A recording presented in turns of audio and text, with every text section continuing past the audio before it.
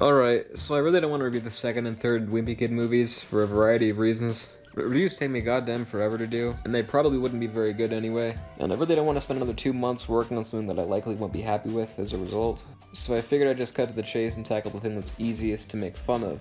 With that being said, The Long Haul is the fourth installment in the Diary of a Wimpy Kid film series, and it is genuinely one of the least enjoyable things I've ever sitting through. It's based on the book of the same name, and was met with deservingly horrible reviews from both audiences and critics alike. It's also one of the worst fucking movies I've ever seen. Which says a lot, because I've subjected myself to many classically bad films in the past. Epic Movie, Disaster Movie, The Fred Trilogy. Shorty fire burning on the dance floor.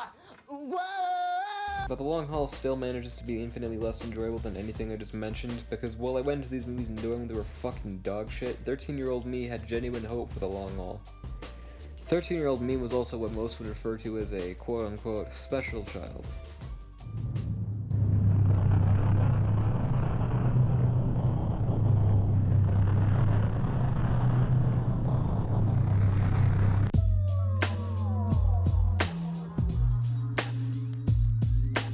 I guess I'm getting ahead of myself here and I should mention the source material. I fucking hate this book. I could make an entire video on how the books themselves have been on their own downward spiral since like 2014, but I don't want to be known as the Diary of a Wimpy Kid fan channel, so I won't. I own the Long Haul movie diary. Yes, I bought this. With real money. If they make another Diary of a Wimpy Kid movie, and it's somehow even worse, I am personally financially responsible, and you can blame me. The movie diary mentions the fact that The Long Haul was the first book written with a movie in mind, which explains so much. It explains why the book takes place over like a week instead of a whole school year. It explains why they added a wacky pig as a character. It explains why it sucks. It really just explains everything so fucking well. But the book is still miles and miles and miles ahead of the movie in terms of quality. When I said that this movie has little, if anything, remotely decent about it, I'm not exaggerating or hamming it up for comedic effect or anything. I genuinely despise this movie. While writing the script, I planned to do a segment about the good things about this movie before I started shitting on it. However, I legitimately could not think of a single thing about this movie that I ended up finding remotely decent, which, again, says a lot about this movie. I really don't want to go through this plot point by plot point like I did the first one, because I already suffered through watching it once, suffered through writing the script, suffered through editing this video, and suffered through watching the video before I uploaded it to YouTube. So I think I've seen more of this film in the span of about a month than anyone should reasonably have to see in their entire life. Before anything else, I feel I should bring up the marketing of this movie. It seems like a pretty trivial thing to mention, as most people wouldn't think twice about the fucking advertising of a generic-ass family film like this, and normally I wouldn't either. But something horrible happened in the 5-year gap isolating Dog Days from The Long Haul. And that is the normalization of internet and meme culture into mainstream society, which is probably the most cringy fucking thing I've said all day. Fuck. While theaters and television had pretty standard trailers and adverts, the internet was injected to this shit. Congrats, Diaper Hands, you've gone viral!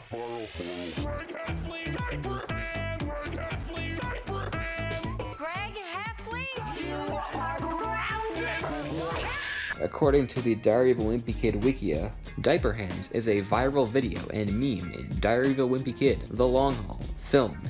And this right here is pretty much representative of this entire goddamn movie's comedy. One of the worst things, and there are a lot, about this movie is the casting. Along with the elephant in the room that I will definitely get to, every single main character in this movie was cast so fucking horribly. The actor who plays Greg feels like he's at least a year too young for his role, and manages to maintain exactly 0% of Zachary Gordon's likability or charisma. According to the movie diary, about 2,000 kids tried out for the role of Greg. Let me repeat that. 2,000. I mean, not to be too hard on the kid himself, who was very much just that, a kid, but I find it incredibly hard to believe that out of 2,000 fucking kids, he was the best out of the entire crowd. The parents both look and feel literally nothing like the original trilogy's parents whatsoever. The parents in the original movies were both believable parents and played their roles extremely well, but when you look at the Long Haul actors' pictures in the movie diary, it's like, what the hell are attractive Hollywood-ass looking people supposed to be playing the roles of lame middle-aged parents? It doesn't work, really, at all. For some reason they made the decision to add Rowley even though he appears exactly never in the book. And for some reason they gave him an entire section in the movie diary and put him on the posters even though he literally appears in 2 scenes in the entire movie. He similarly feels too young to play the role of a middle schooler and also feels like a completely unnecessary addition to the movie at all. It honestly just makes me think they only cast him so they could start a new trilogy with new actors before the actual movie came out and fell on its ass harder than my would live after the sudden realization this movie is actually legal in the US. But now, I must face the elephant in the room. The blistering pimple of a detail that made men cry, children scream, and women board up the windows, and is arguably the worst thing to happen to Western civilization since Columbine. Wow, that was a tasteless joke. Like, holy Jesus Christ. Okay, I apologize for that. But yeah, Roderick is bad.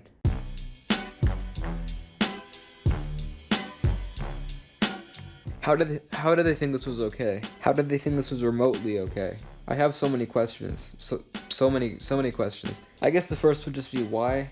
Why does he have long hair? Well, in the book it's pretty fucking clear he has short hair.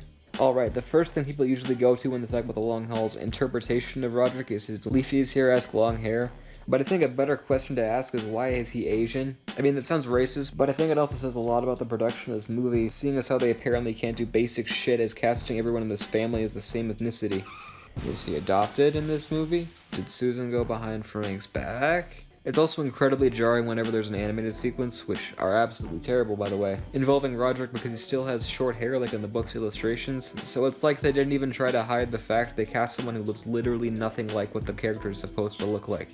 Devin Bostick was literally the perfect Roderick. I don't know why they had to go out of their way to cast the complete opposite of what made him so great in the first place. Hell, Devin was basically already an adult when they filmed the third one, so why not just recast him for number 4? Then again, that would likely be super jarring with everyone except Roderick recast, so I guess it's not a huge deal or anything like that. Going back to the movie diary here, according to the filmmakers, it was more important to capture the spirit of the characters rather than their exact appearance. Well, congrats guys, you failed on both levels. Great job. To be fair, shitty casting aside, I cannot bring myself to get too mad at any of the actors in this movie, because the writing itself is so abysmal I can kind of excuse the poor acting. The actual writing in this movie is so bad it makes me feel sympathetic for the actors who had to actually act this fucking script out publicly.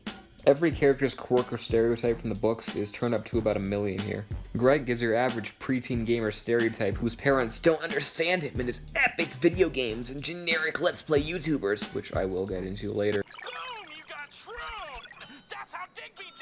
Roderick is like Patrick from SpongeBob levels of dumb in this movie.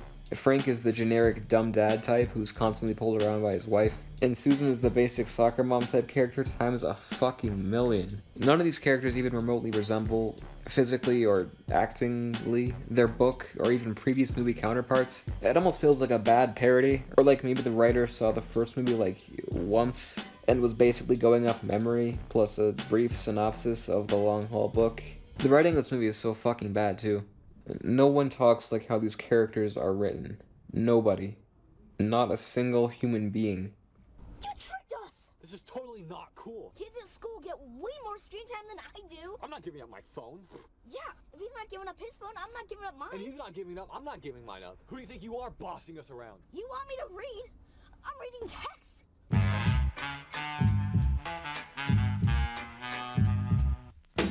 I don't like to use the word cringe often, but this movie's combined writing and acting gave me actual physical chills from the cringe. The actors' exaggerated personalities made this movie about 100 times worse, too.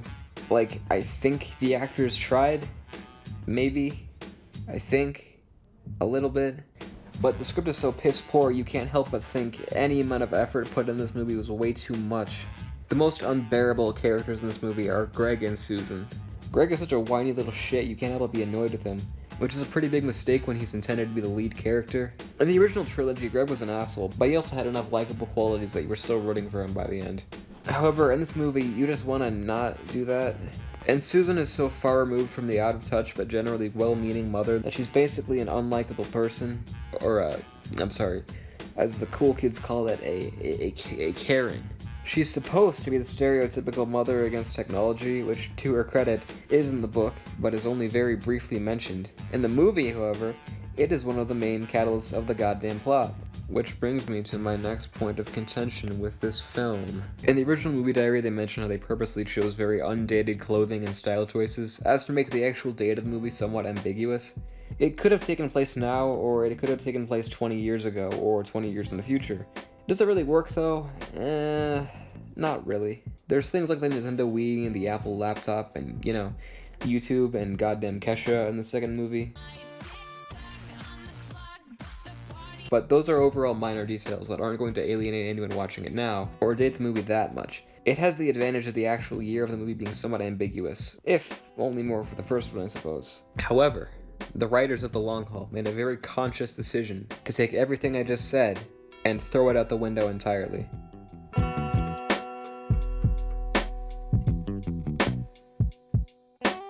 This movie's year, 2017. There is no question whatsoever. I guess I should have explained a basic synopsis of the movie a while back, but whatever. Basically, the Heffleys take a road trip to some dumbass family thing, and a whole bunch of wacky hijinks ensue. But Greg wants to go to a gaming convention that just so happens to be somewhat close to where they're going, so he can meet his YouTube Let's Play idol, Mac Digby. But, ruh-row, Susan takes all of the families, including the goddamn dad, who's made it clear he has a bunch of work shit to do over the trip, yet Susan prevents him from doing so. What's gonna happen if he loses his job, Susan? What are you gonna do then? What are you gonna do when you all have to sleep in that fucking minivan, and it's gonna be all your fucking fault? Yeah, I thought so.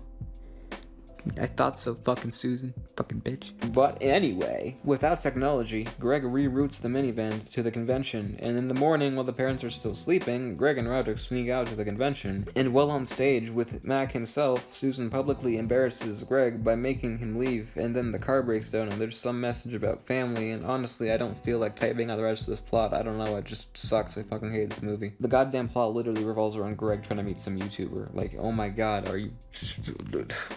There's also a subplot about Greg becoming the diaper hands meme, which is also painfully unfunny and feels like it's desperately trying to appeal to the kids. And like, oh god, just stop it, the voices are getting louder, make them stop, Well, let's all be painfully honest here. It would be 10 times less bearable if they actually went out of their way to get an actual YouTuber to play themselves in this movie.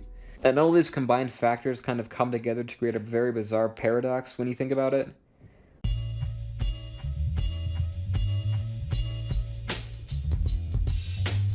The Long Haul was never advertised or even called a reboot or anything, it's just the fourth Wimpy Kid movie. So we can infer that Greg is in the 6th grade in The Long Haul because, let's be honest here, no 8th grader who has ever lived looks like this. So in turn, we have a point of reference for when this movie takes place. Either it can take place the summer before the first movie, or in between the original and Roderick Rules.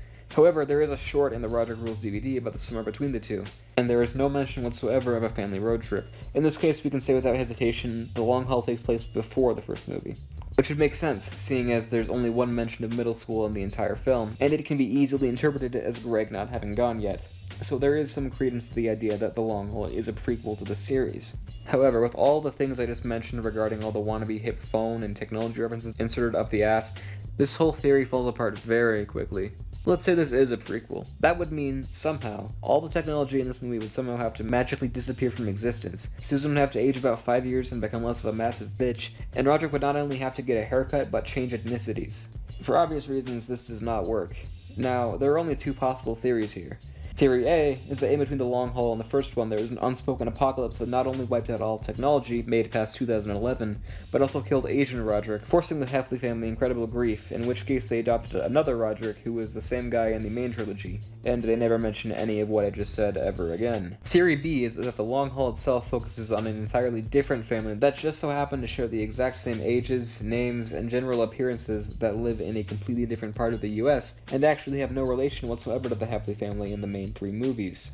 Now, it's pretty difficult for me to mentally weigh which one of these bullshit theories I came up with to see which one has more credibility, but I think the right thing to do is just pin this on the fact that the filmmakers had no goddamn idea what they were doing and ended up creating a goddamn mess of a film. You might be wondering why of all things I am out here mat-patting about Diary of a Goddamn Wimpy Kid like it's supposed to be some fine art worth critiquing, but that's honestly an issue.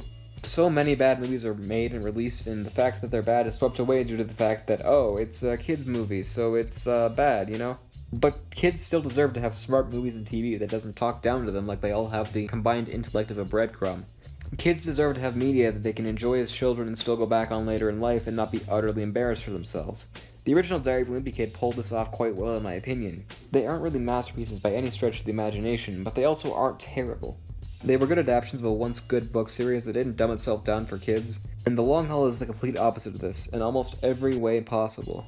I feel like goddamn Doug Walker after making that big fucking speech, Jesus. Join the Discord, follow my Twitter, even though I don't use it, and I'm out. Peace.